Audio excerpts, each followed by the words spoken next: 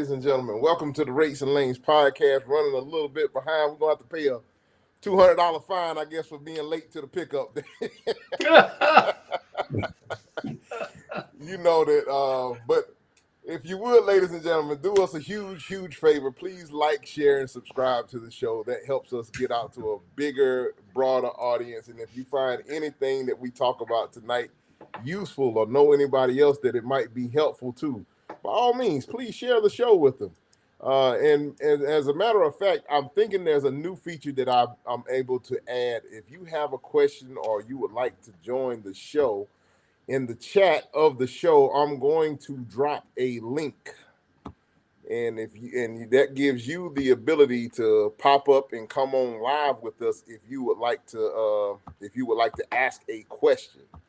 So I'm going to post a link into the live chat room right now.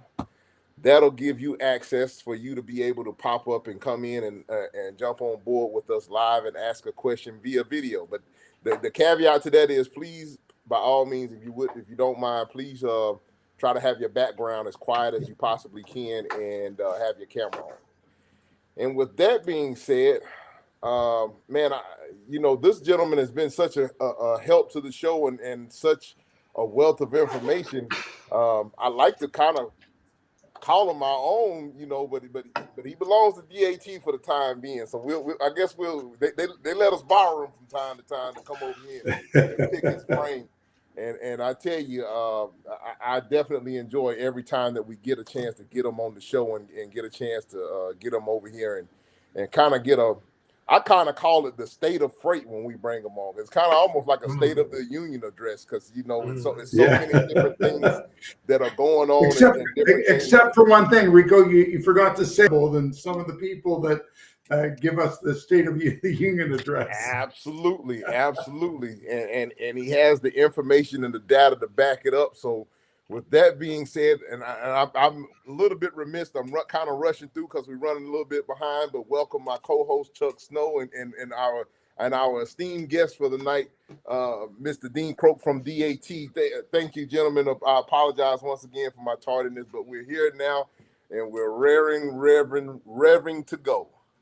Well, Dean, welcome back to North America. When did you get back from Australia?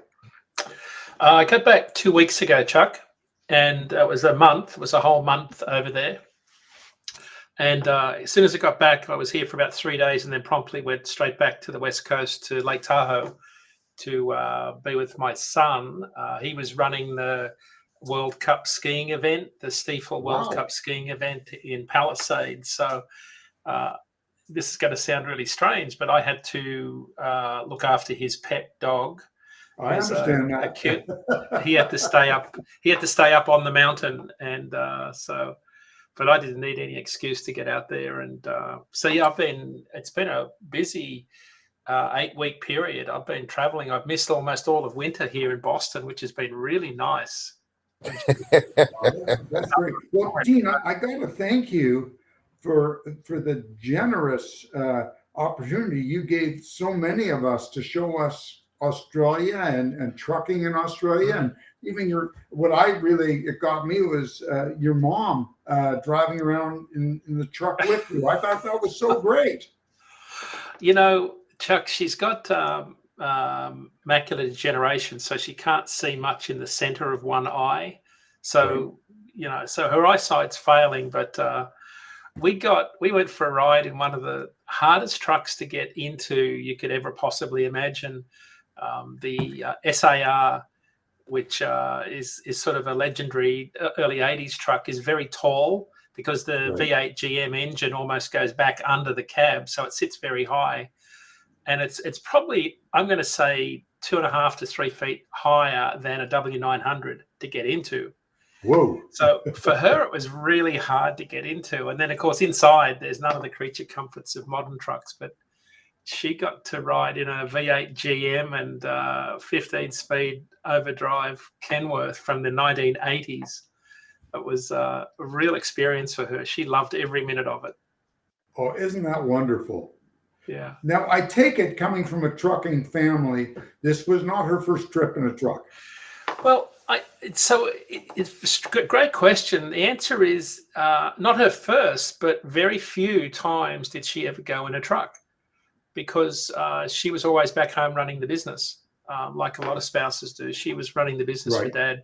She was always booking the loads of cattle and sheep and potatoes and things like that. So she was always running the business, doing all the bookworks and things like that, and looking after us 5 children, which was a monumental task on its own, because yes, I can imagine. we were like, we'd be stealing the keys to go and drive the tractor around the farm, like getting into all sorts of trouble. We weren't regular kids, so it was a hard job. It was a lot of fun. I loved it. I loved in particular going for a drive, hauling a bit of freight. That was one of the highlights of the trip. I love that. Man, we starting to sound like an old hair club for men commercial. Not only am I a member, but I also drive. Well, so guys, I don't know if you follow on social media. In Australia, they have a thing called the 90 Club, 90, and it's after the Kenworth T909, which is a really big Kenworth. Like, it's the biggest Kenworth they make in Australia. Not just big, the power plants are the same as here, but it's about 2.5 feet taller off the chassis. So, and there's a couple of reasons. One is the engine goes a little bit back under the firewall, so they need it to be higher. But it's also, the radiator is about 40% bigger than a W900 radiator on the X15. And when you look at your intercooler and your air intakes, they don't go sort of horizontal to the radiator. They go up at 90 degrees and then across the top. Like, so the air intakes from the engine go up about 2 feet and then go horizontal to the top of the radiator. The fan and the radiator on these things are absolutely massive because of the heat. Right, so you got the heat, you've got to pull more air in. So if you look at the radiator on these trucks in Australia, they're just absolutely massive. So the 90 Club, they're just a beautiful truck, very prestigious truck, and all the cool kids drive them. And if you follow them on social media, these trucks look magnificent. And I've always wanted to drive a T909, and I got the opportunity to do it with an 18-speed X15 Cummins. And we were hauling 25 tons of milk one way and yogurt the other, but we were grossing about 100,000 pounds. This thing, you wouldn't even, it was like driving a car. It was so quiet inside, but the power and the visibility, it was just extraordinary. The other guy that was with me, the owner of the truck, he got me on tape saying, I think it's probably nicer to drive than my Peterbilt, which could get me kicked out of the club in a flash for saying that. But it was a lot of fun. We can talk about this during the show. There's a lot of differences and a lot of similarities, but it was for me, not having been on the road, for quite a few years as like hauling freight, it was really good to get back behind the wheel and just remember what it felt like. Well, Dean, I don't know if you can answer this question, but the name of the show is Rates and Lanes. I'm curious, talking about your time over in Australia, how similar are the two industries paralleling when it comes to rates and lanes, when it comparisons from the United States to Australia? How similar are the is there a similar state of freight over there as it is over here, or is it quite different? Yeah, it's Rick, that's a really insightful question, because there's so many similarities between the two. It's a Western civilization. There's so many things that are the same, but the biggest difference is the size, right? So it's a country that's the size of the United States, roughly. They have 175. So they have 660,000 trucks that haul freight. We have 4.4 million. Right, so we have 6.6 more trucks here hauling freight commercially in a country roughly the same size. So what the difference is, when you travel in Australia, you don't have obviously as many highways to run on. Right, your distances are vast, so there's not as many trucks and cars on the road per mile, for example. So the congestion's not the same. Right. So it's a much more relaxed pace. The biggest difference, though, is in Australia, they're paid by the pallet space. right? So they're not paid by Kind the of like an miles. LTL. It's kind of like an LTL type deal. Yeah, it is, because that's why you see multi-trailer combinations, right? So that's why you see 9-axle B doubles with 34 pallets. Right. You know, you get paid by the pallet, by how many pallets you haul. So there's an incentive to put more trailers on, right? So, Got it. so with the distances, like if you've got to run from one side of the country to the other, that's like Boston to San Diego. Makes absolutely no sense to just pull a tandem axle trailer, 53-foot trailer across country, when you could put 3 trailers on and make, you know, double the revenue. Now you don't make triple the revenue, of course, because there are, you know, some efficiency gains for the shippers, but it's based on the pallet space. And I did the math, and this is where some of our listeners might be interested. When you measure the length of trailers here at 53 as sort of a standard, in Australia the standard is 45 to 48 feet, right? That's the standard. When you just break it down to tons per linear foot of trailer length, Australian trucks carry about 32% more weight per foot of trailer length, because the standard truck over there is 22 wheels on 6 axles. Everything is tri-axle trailers. That's the standard, right? So you're grossing 100,000 pounds. That's sort of the basic start. Now, the other difference, though, is trucks in Australia are about 5 inches higher, dry vans. So they're 5 inches higher, so you got more internal cube space. But livestock trucks are 15 inches higher. So they're really tall. So the cattle and sheep trucks are, and they're like flatbeds with 2 decks of cattle at 15 feet. Right. So they're incredibly high, and you can put 2 or 3 trailers together. Like, so the freight task is massive in terms of how much weight you haul over such vast distances. So when you look at the trucks, not only do you see multiple trailers hooked up to a power unit, you will always see almost always 6 fuel tanks on every truck. Because right, so you're going to be, we have 6 440 litres. Chuck could do the math in his head, but we've probably got 3,000 litres on the chassis at any one time, and then belly tanks under the trailers. But you're hauling a lot of fuel because the price, it gets very expensive when you get further inland, but there's the fuel stops are few and far between. And if you have to fuel up midway across the country or somewhere that's out of the way, you'll pay a lot of money for diesel. So that's the other difference. And what you'll see mostly on the urban areas, the trucks are all cab overs, because the length regulation in Australia is bumper to bumper, right? Not fifth wheel to middle of the axle group. So if you have a hood on the truck in Australia, and you're hauling, you know, lighter cube freight, you could lose 2 pallet spaces by having a hood as opposed to a cab over. So everything, the common standard for LTL freight and truckload freight in the sort of the eastern part of the country is 9-axle B trains. They're 9-axle B doubles, technically. They'll gross 150,000 pounds. And here's the data point that I think is really interesting. They're only 7 foot longer than an 18-wheeler here, but carry 42% more weight. Wow. Right? So because you got a 14 pallet lead, and then you got like a 22 pallet dog trailer on the back, and a cab over. So then they're swept. And I've driven a 9-axle B double in Australia for many, many years. I can get a 9-axle B double into more places more easily than an 18-wheeler with a big hood and a spread axle trailer, because they're more maneuverable.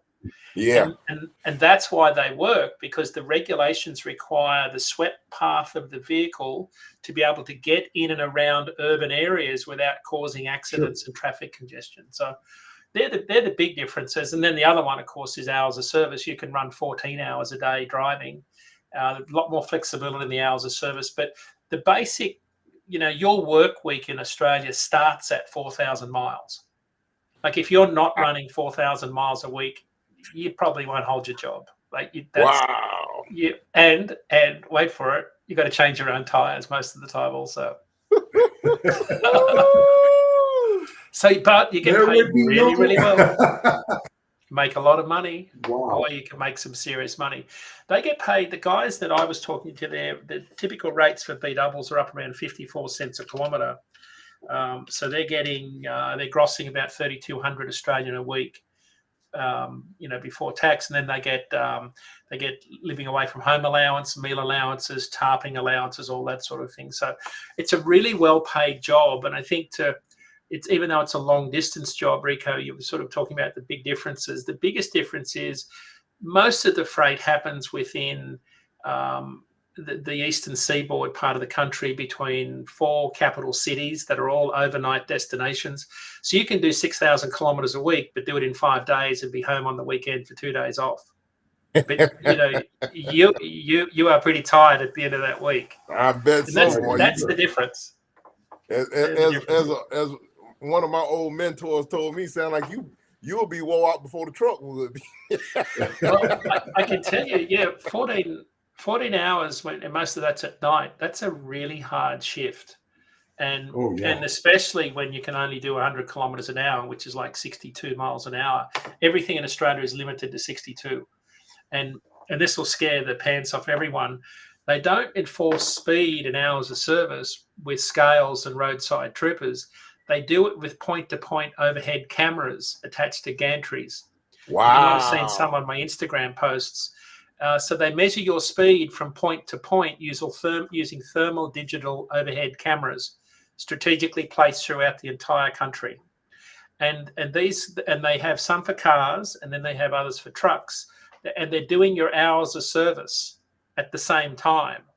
So all this technology, boy. So when I was driving, I didn't see one policeman on the road. They don't need them, because they don't need to be harassing truckers, because the overhead cameras do it all. Now, of course, if you run a bit too quick, or you don't have your half-hour break in a certain amount of time, they send you a please explain letter, and you've got to be able to produce documentation as to why you were doing what you were doing, or what you were where you were.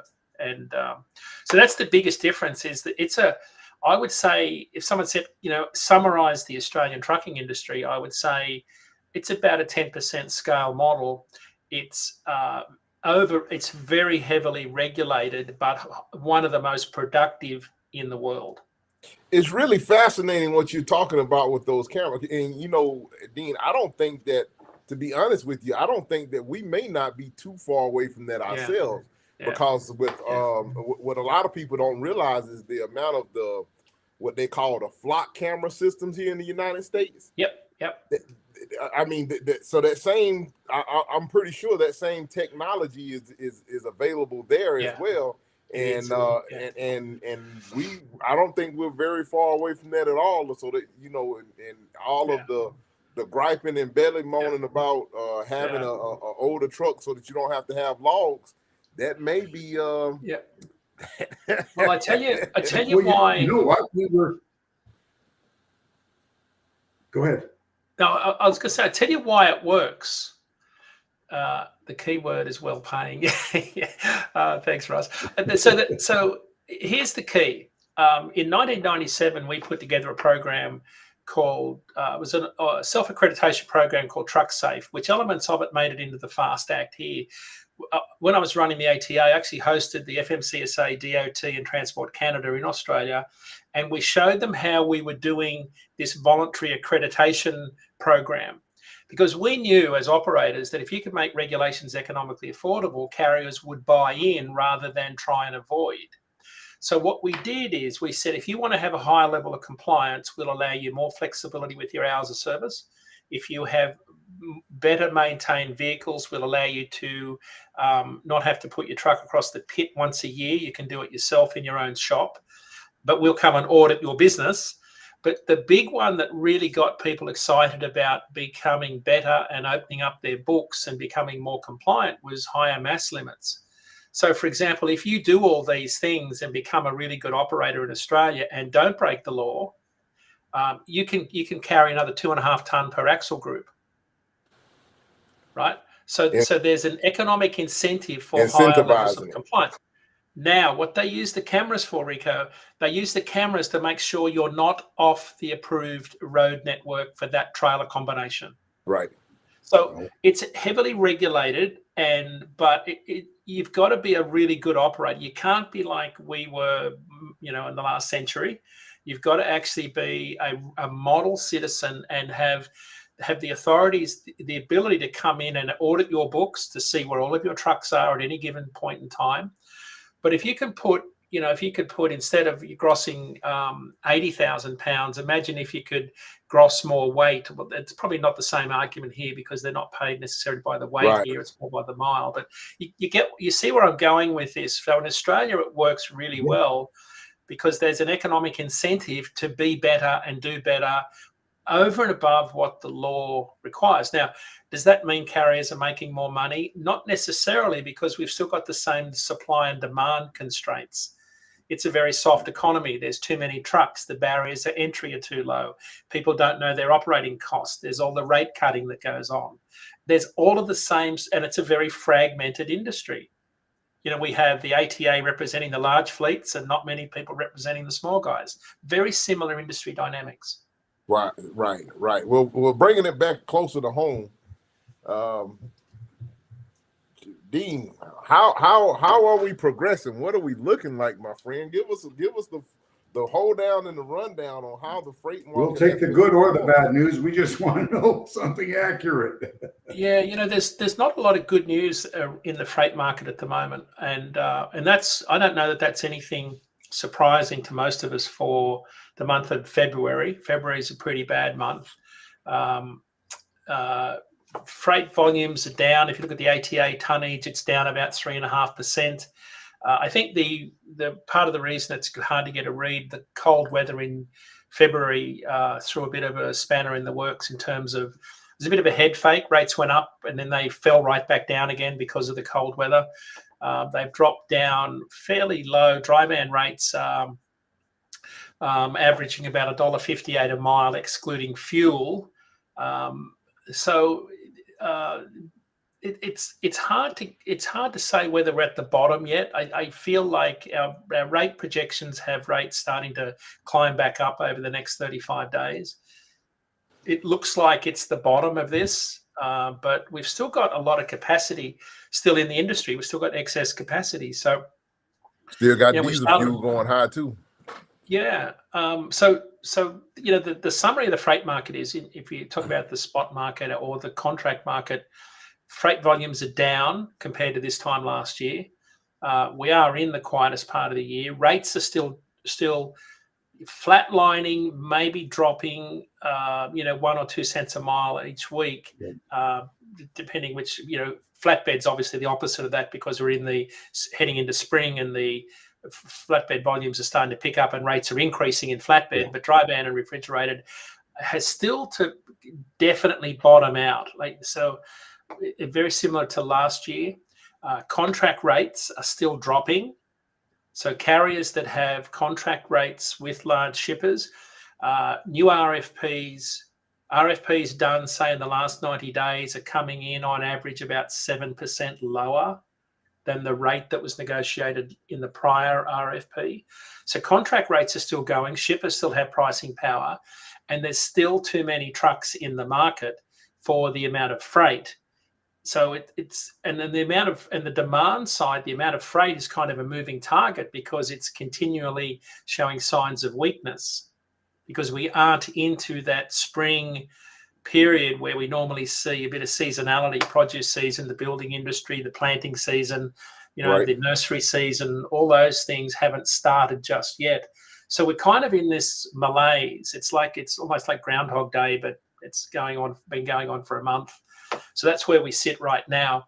But I think the data point that I think is very interesting, guys, is we track the number of carriers that are revoking their authorities each month. And the February numbers, for the first time in nearly 15 months, showed a substantial decrease in the number of carriers leaving the industry. So we're still losing capacity, but at a very slow rate.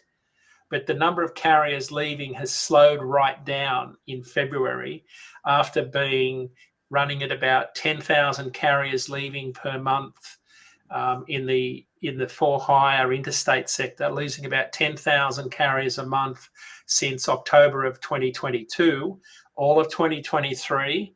And then as we start 2024, it's showing signs of slowing, right down. So we're still losing capacity, We're not gaining capacity.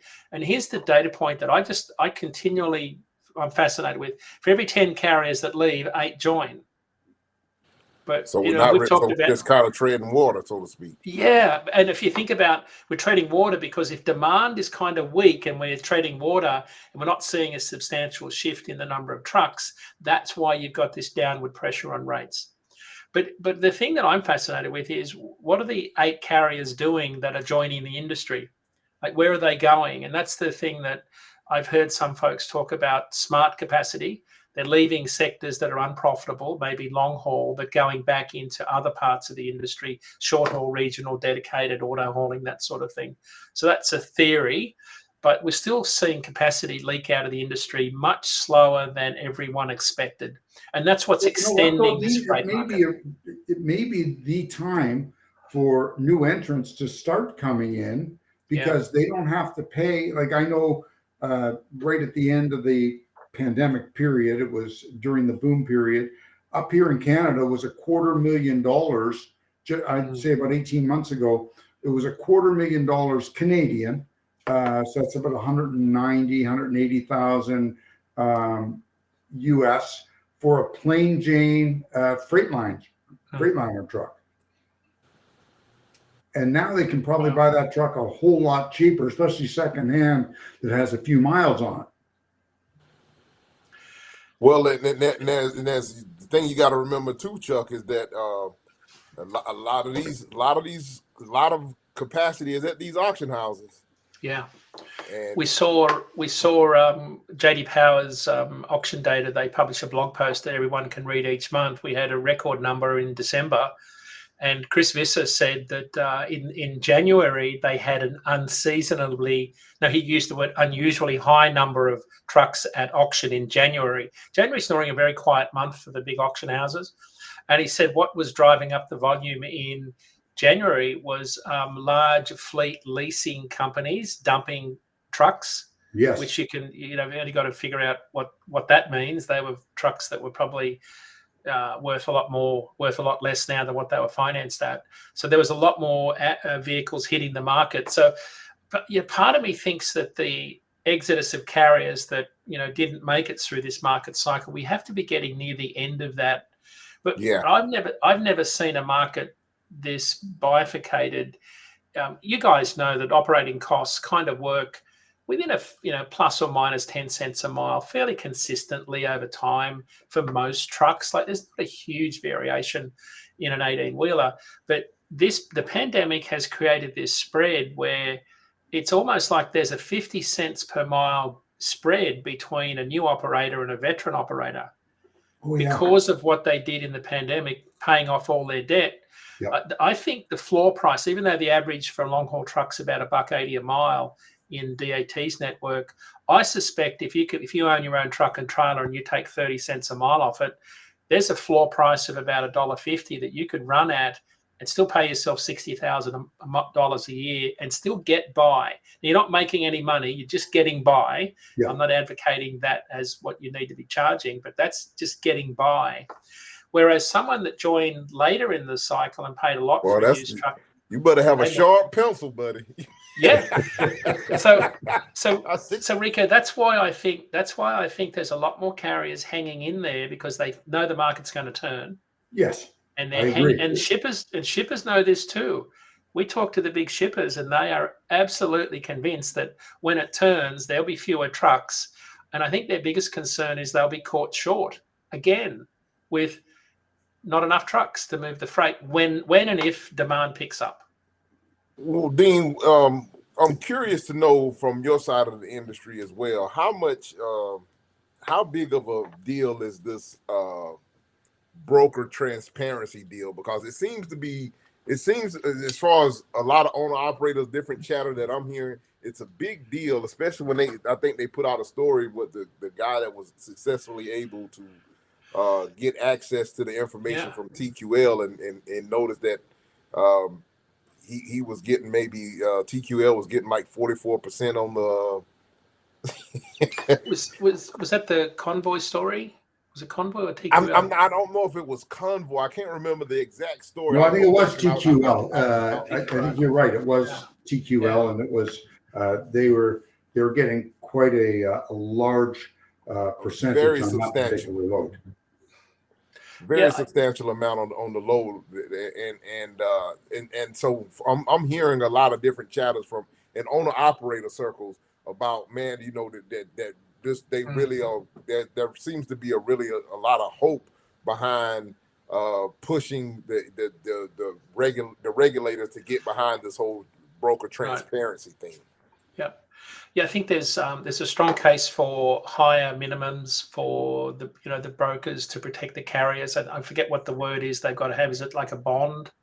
There's some sort of a... The bond is one thing, and there does need to be. I was right there years ago where our carrier division got into. We took some work from broker, a contract broker, and I went after their bond, and I was able to, because I was really quick on it with Hank Seaton's help.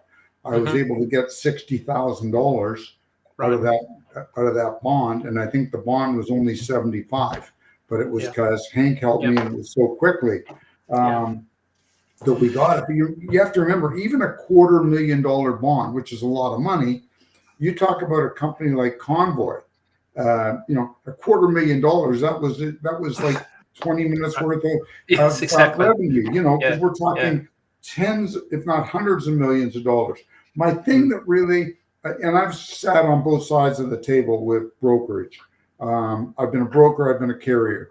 The thing that, and it's not the same as real estate, like Hank Seaton himself, who's a resident legal expert, he always says, well, what, the house that costs you 5% for a real estate agent.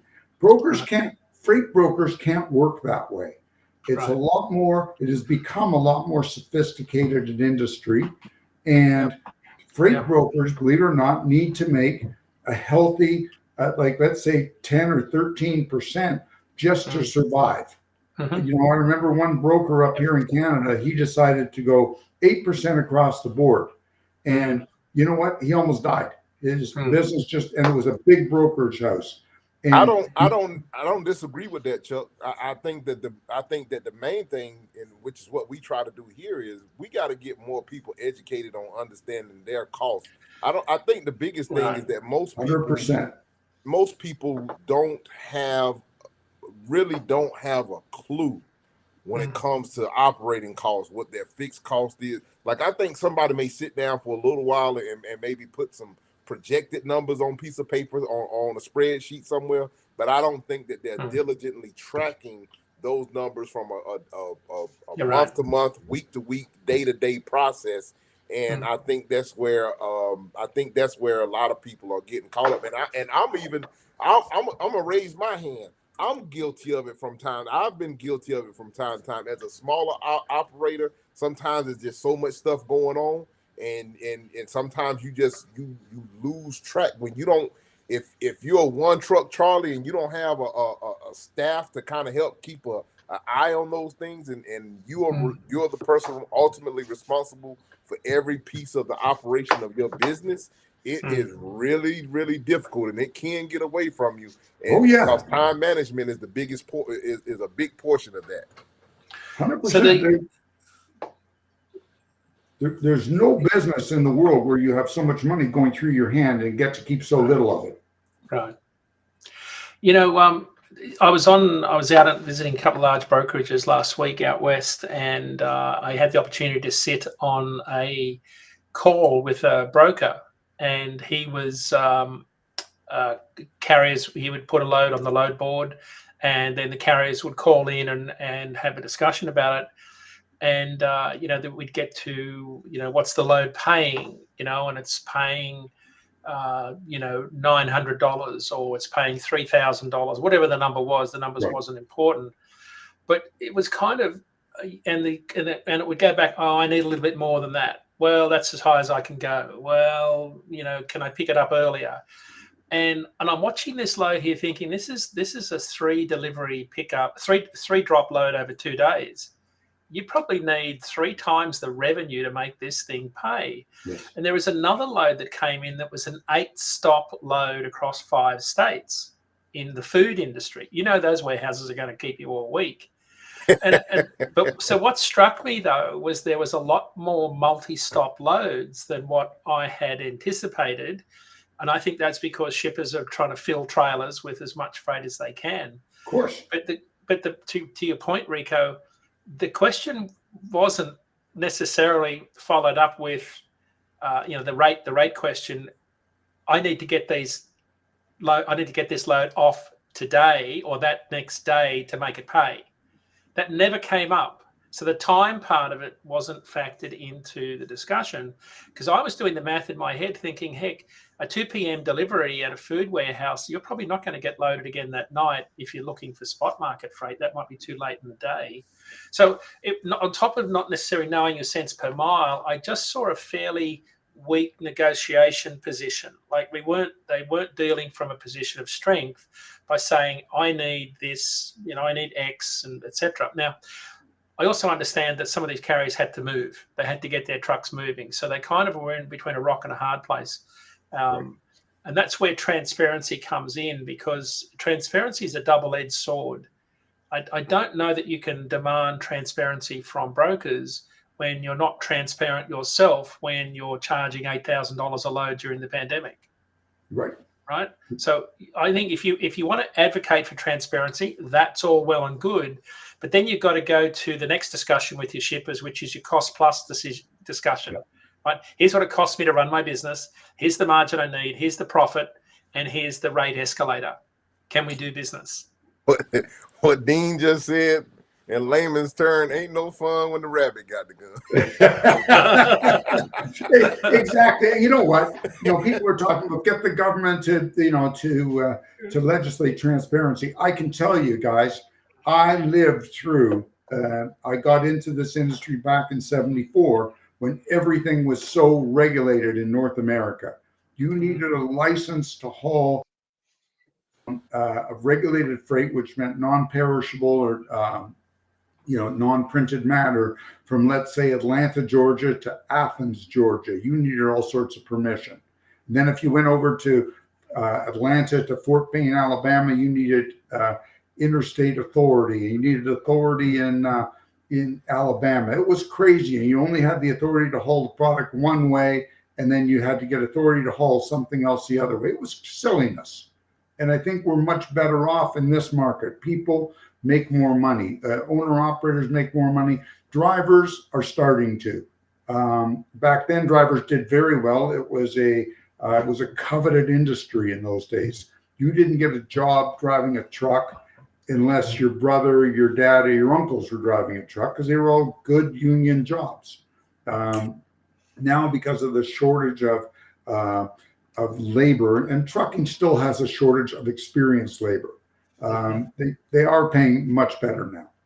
There's a lot more opportunities out there. There's still some really lousy opportunities for people starting out, but people that are seasoned with 2 or 3 or 4 years driving experience can get a really good job.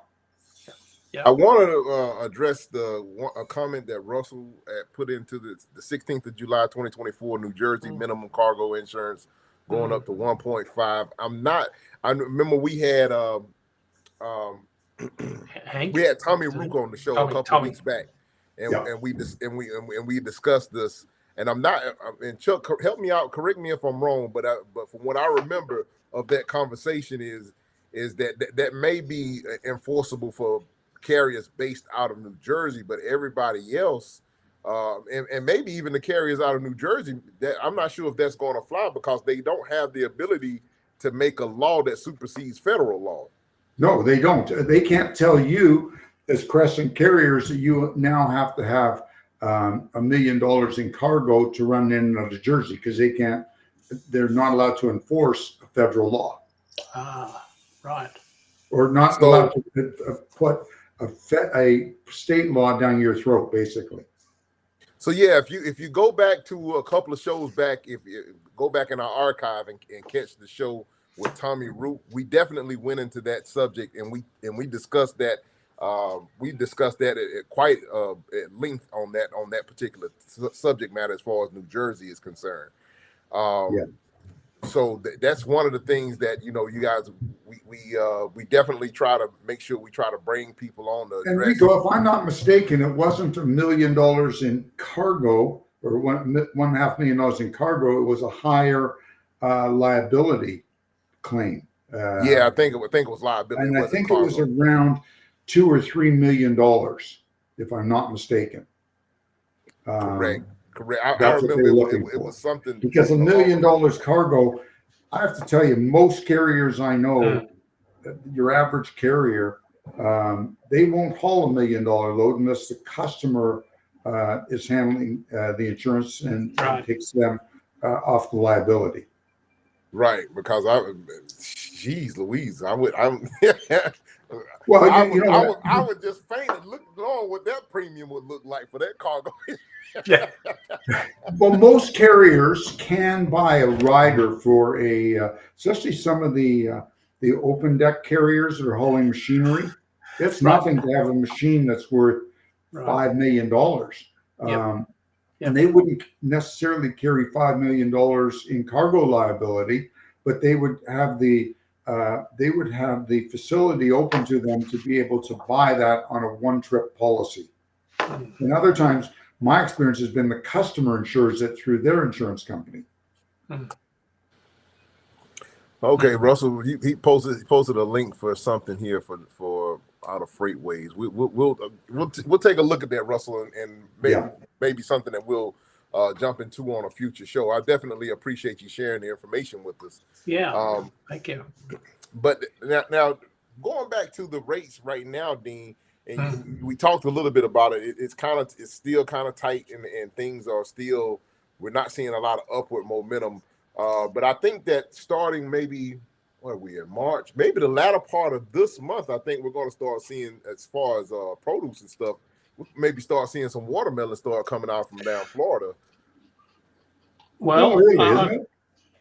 Yeah, a bit early for watermelons, I think. I'm just pulling up the USDA data right now out of Florida. Volumes down there, according to the USDA, are about 22% behind where we were last year. Most of the volume right now, year-to-date volume, so 30% of the volume out of Florida right now is tomatoes, 18% strawberries, cabbage, bell peppers. No watermelons yet, Rico. Not yet. Not yet, but so national volumes, this is I think the question you're getting at. National volumes are way behind. We're about 25% behind where we were this time last year in terms of the number of truckloads of produce. Now, the caveat here is it's early in the season. Produce volumes don't peak until the middle of July. There is plenty of time to catch up, but the reason that national volumes are lagging is because of the wet weather in California. Yeah. California normally, this time of the year, I went back and counted the number of loads last year out of California compared to Arizona and Oregon and Washington. California normally accounts for about 33% of the truckloads of produce this time of the year. Last week, it was just 8%. Right. So now you add that to the story I had out this week about the beef, the cattle inventory nationally is the lowest in 73 years. Domestic beef production is down about 3%. There's more imports of beef coming in because higher costs of feed and drought. A lot of farmers have shrunk the cattle, so there's less beef being hauled out of the meat patch in the center of the country. And you add that to fewer loads of produce moving, you can see why the reefer market is very soft at the moment, and there'll be a ways to go before it shows signs of. I think we've got another 4 weeks to go, Rico, before you'll see any movement, because it's not until you get to about another month. Yeah, start of April, Vidalia onion pack date in your part of the world is really the turning point. That's when we'll start to see the southeast, Tifton and all the way across to Savannah, all those markets will start to get really hot, literally because the weather warms up and produce season really starts then. Normally, we'll see a 25 cent per mile lift from mid-April to July 4 in the refrigerated market. That's what we'll be looking for. So we've got another pretty rough month to get through right now. But, it's almost the opposite's the case in flatbed. I was sort of struck by a couple of things this week. One is my daffodils are coming up in my yard in the middle of February. They were coming up 2 weeks ago. Normally in Boston, the ground is frozen solid. Right. So we've had a much warmer winter. And what it's meant is that the flatbed loads of mulch, palletized bags of mulch, and lawn fertilizer are moving at a fairly good clip. So we're seeing more flatbed volume moving earlier in the season right now than we would have normally expected. So, and I did some analysis on it. National flatbed volumes, after being fairly flat, these are the number of loads moved, not loads posted on a load board. They were up 10% last week after being flat for the prior month. So there was a real surge in truckloads of produce moving. Things like large retailers, garden centers, planting season. We talked about that. The leader was Texas. Texas accounts for almost a quarter of all the flatbed loads moving at the moment. Volumes were up there 9% last week. So there's pockets of the country where there's really good volume and rates. Flatbed, I think, is going to be one of the leaders of that market as of now. Like, it's starting to show really good strength, as it normally does this time of the year. Once you get past the middle of the year and the peak of summer, things start to quieten down. But we're heading into machinery season, machinery imports in Baltimore, planting season, it's nursery season. So there's a lot of stuff happening that I think are very good for flatbeds. I always look for, when I see that first load of fire hydrants coming out of Chattanooga up to New England, I know the ground is soft enough to dig holes. And that to me, and the manhole covers. So when I see that stuff moving, and it's starting to move right now, that bodes well for flatbed carriers. But on the flip side, for dry van and reefer, I think it's going to be a very soft March. There's not a lot of good news in those two markets, because I think that's where most of the excess capacity is, more so in dry van. I think there's still a lot of capacity, guys, in the dry van market. Less so in refrigerated, because I think it's obviously more specialized, higher levels of cargo insurance. You've got more time. You've got multiple picks and drops when it comes to produce. So I think it's a more specialized industry, whereas I think we've still got excess capacity in dry van, and that's what's putting pressure on the rates. Yeah. And, I read last week that JB Hunt and Walmart made a new deal with taking hundreds of trailers off the road and putting them on the rail. Yep. And things like that will even take a soft sector of the market and even make them softer. Yeah. The thing is, black swan events that turn a market don't come with a lot of notice, right? So, we didn't see the pandemic coming, the Red Sea crisis, the Ever Given getting stuck in the Suez Canal. The pandemic caught everybody by surprise.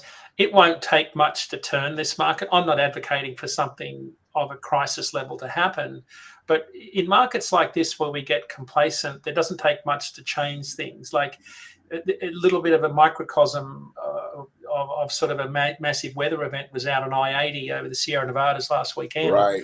It was shut down from 6 p.m. Friday night till yesterday afternoon out there. And refrigerator rates in California went up 16 cents a mile in the course of a week.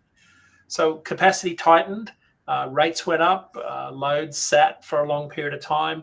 That sort of stuff upends a market, a regional market pretty quickly, as it did over there. But we haven't seen anything nationally that's really changed the dynamics. So there could. I mean, I'm not saying there's anything going to happen, but what we don't know is what's the next thing that's going to change the market dynamics. Because right now, as we sit here, there's no real trigger in demand for freight that we haul that's going to say, yes, suddenly we're going to have more houses to build or more containers to move off the ports, or more turkeys at Thanksgiving. Like there's no signal that says we're going to have an increase in demand, because the economy is still fairly flat in terms of the freight that we haul.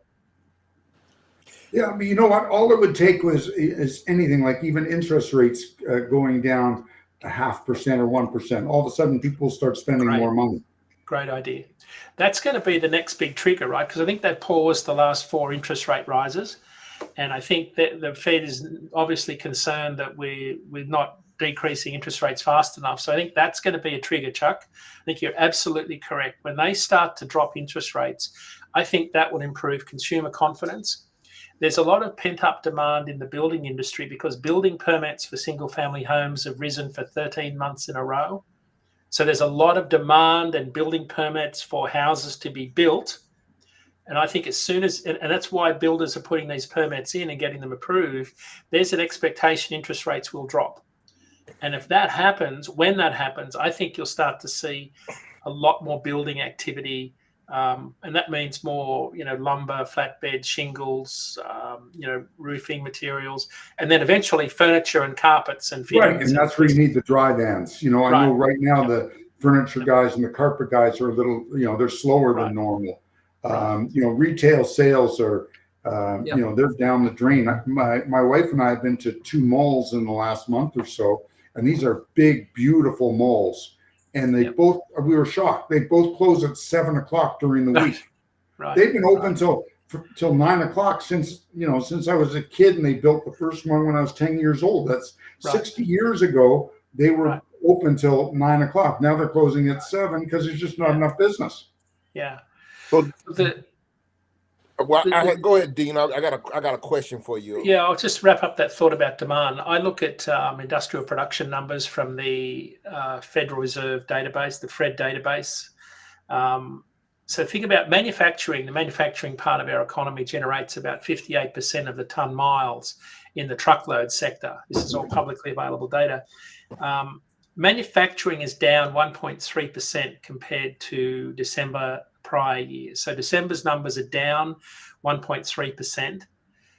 Machinery's down 7%, steel's down 3%, timber products are down 2%. So the things that generate a lot of ton miles for truckload carriers are down year over year. But the trajectory is south, not north. That's the point here. They're not heading in a direction that you could say, oh, they're picking up and we'll see an uptick in freight, in the summer. We're not heading in that direction yet. So Chuck's point about interest rates is really, really important for everyone to follow, because I think that's going to be the catalyst for an improvement in our trucking economy. Oh, yeah. I think if interest rates went down, I think the carriers would, they would stop holding, treading water, and they could move forward and start being profitable again. Yeah.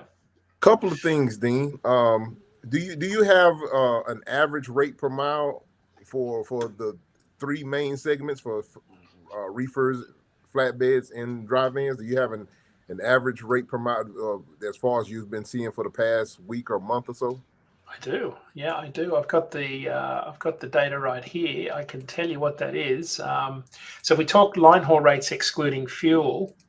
Spot market. And these are spot market.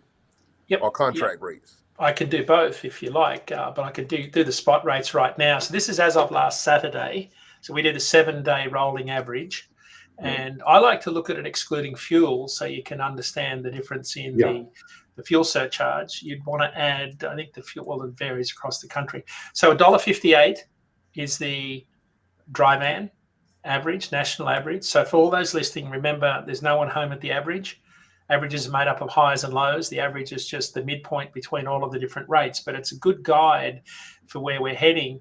Line haul rates in dry van have dropped about 9 cents in the last month. So but they did slow down last week. It was the last shipping week of the month. So again, I expect rates to slide a little bit this week. Refrigerated, $1.87. They've been at $1.87 for 2 weeks in a row. And flatbed, $1.98, been at that level for 2 or 3 weeks, $1.98. So that's where they are, excluding fuel. If you wanted to add in van, if you wanted to add fuel to it, dry vans at $2 a mile, reefers at $2.31 a mile at the moment. And flatbed is at $2.48 a mile. They're all including fuel.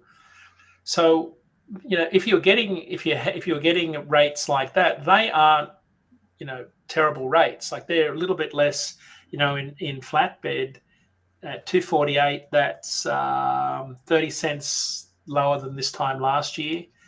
In van at $1.99, that's 16 cents a mile lower than this time last year. Right, which again I think fits the narrative that we've got a quieter freight market this year. Right. And at 231 in reefer, you're about 20 cents a mile lower than where the March average was last year. And again, that fits because produce volumes are down, beef volumes are down. Produce is going to be late to get to the starting line because of the wet weather in Florida. So I think rates are about where the market's at the moment. That's not good news for a lot of carriers, but that's where we sit right now. And I think the biggest thing, though, is just the slow bleed off in capacity. There's just a lot of carriers are hanging in there. And if you can, if you're getting in van, if you can average something like, $2 a mile, and you could get by on that. I know it's not fantastic money. You won't get rich, but you'll get by. And I think one of the things that's keeping people hanging in, I think there's a great apprehension from the finance companies and the banks to repossess trucks. They know, what, they're going to put somebody out of business, and there's no, it's a tough market to sell those trucks for what's owed on them. And they don't want to take the big write down. I know that from somebody I know that approached Ritchie Brothers recently with a potential large number of trucks, and they were told we couldn't handle it. We are full to the, we're full to the gunnels. Yeah. One more question, Dean, and we'll get ready to wind this thing up and wrap it up. I appreciate you being so gracious with your time with us tonight, even though I was running late. So good.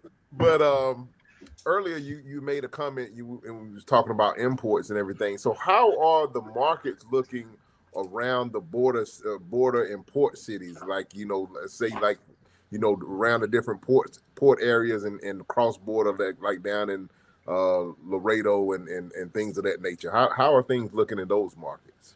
Yeah, we just we haven't, our February numbers for imports don't come out until Friday.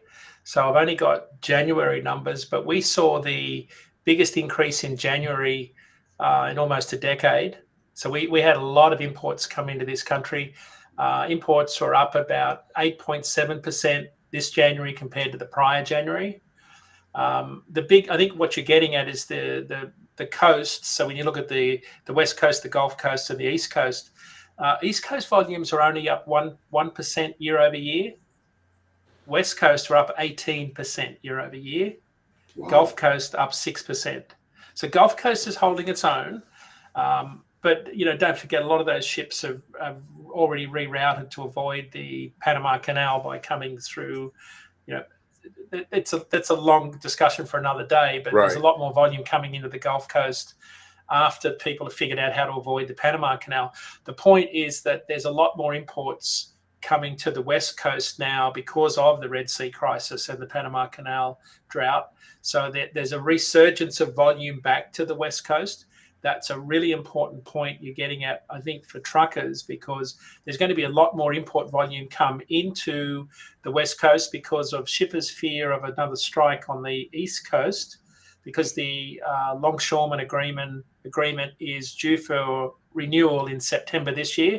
Right. Already a lot of talk about strike action on the East Coast, and that has got shippers worried, and they're sending a lot of that discretionary volume back to Los Angeles. Los Angeles volumes are up 23% year over year. New York only up 2% year over year. Mm. So now here's the thing with California, right? California, you still got a lot of capacity in the market. So even though there's more import volumes, you touched on JB Hunt and containers a little while ago.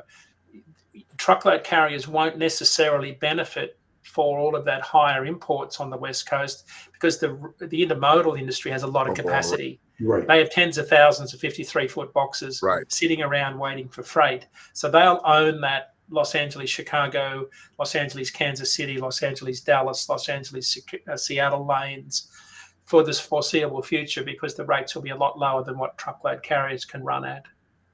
Oh, yeah. Yeah. Well, Dean, unfortunately, they're just as fast in those lanes as a truck. Yeah. Yeah. Unless it's a screw up like what we had on Donner Pass. Yeah. Well, not my truck. I'll be a bit quicker.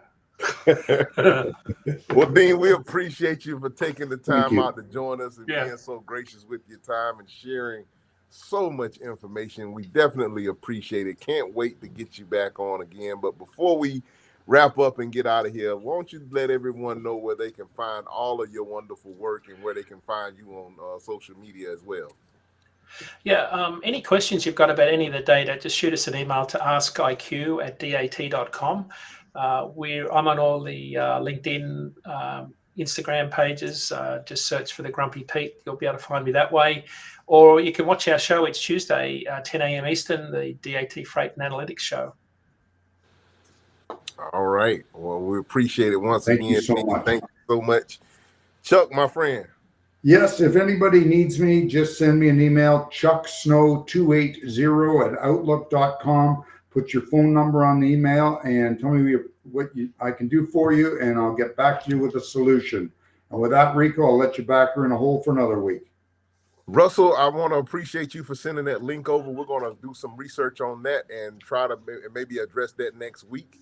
So I definitely appreciate it. And for anybody else out there, if you got any information or you'd like to shoot us something for us to maybe discuss on a future show, by all means, please, we welcome your feedback. It gives us something to kind of look forward to and do a little bit of research in between shows and maybe try to find us a industry expert to come on and discuss it with us. So if you got any feedback like that, we always appreciate it. This has been the Rates and Lanes podcast from our co-host Chuck Snow and for our special guest, Mr. DeanCroke of DAT. We want you guys to stay safe out there, stay healthy, keep it in between the mustard and the mayonnaise. God bless you and good night. Catch you on the flip-flop. God bless. Good night. Thanks, Dean. Thank you, guys. Thank you, Dean.